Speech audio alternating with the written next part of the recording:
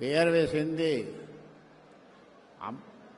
46 ஆண்டு காலம் 96,000 கிராமங்களுக்கு சென்று எம் மக்களை சந்தித்து எம் மக்களிடம் பேசி அவர்களுக்கு இதை நம்முடைய சமூகத்தின் நிலைமையை சொல்லி வளர்த்த இந்த கட்சியை நீ முழுதும் அபகரிக்க எண்ணுகிறாய்.